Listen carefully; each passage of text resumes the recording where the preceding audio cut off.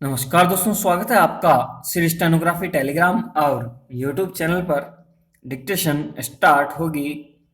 Yes, ready, start.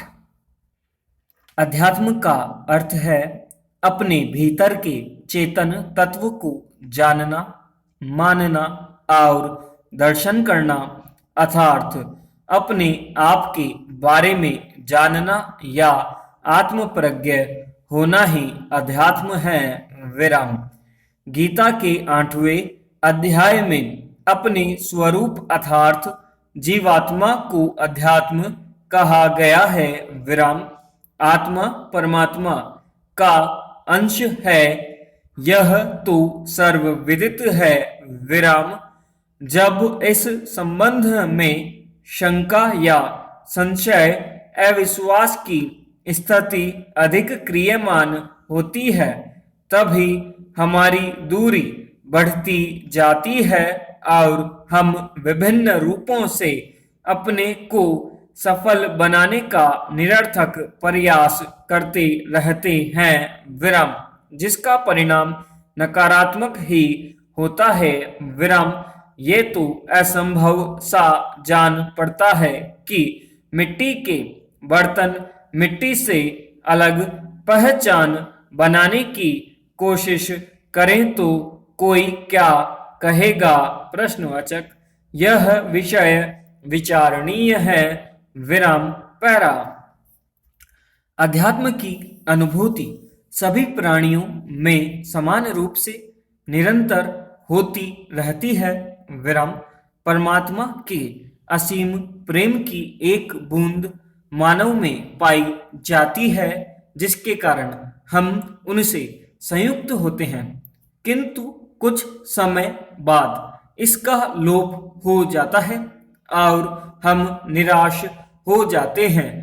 सांसारिक बंधनों में आनंद ढूंढते ही रह जाते हैं, परंतु क्षणिक ही खुशी पाते हैं। विराम। जब हम क्षणिक संबंधों, क्षणिक वस्तुओं को अपना जानकर उसमें आनंद मनाते हैं, जब कि हर पल साथ रहने वाला शरीर भी हमें अपना ही गुलाम बना देता है। विराम। हमारी ही इंद्रियां हमें अपने आप से अलग कर देती है।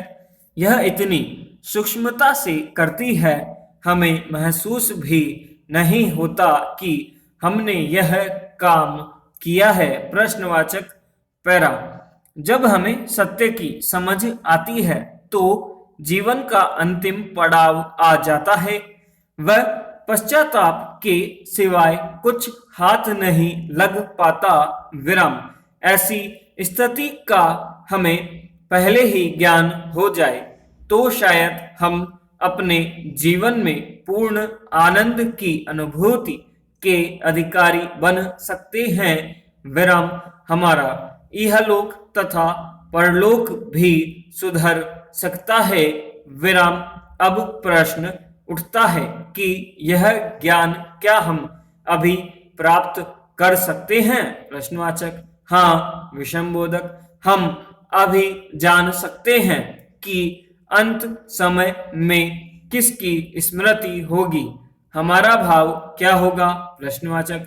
हम फिर अपने भाव में अपेक्षित सुधार कर सकेंगे। विराम। गीता के 8वें अध्याय श्लोक संख्या 8 में भी बताया गया है। विराम। हे कुंती पुत्र अर्जुन, विषमबोधक, यह मनुष्य अंत काल में जिस जिस भी भाव को स्मरण करता हुआ शरीर का त्याग करता है, उसको ही प्राप्त होता है, क्योंकि वह सदा उसी भाव से भावित रहता है। विराम। पैरा।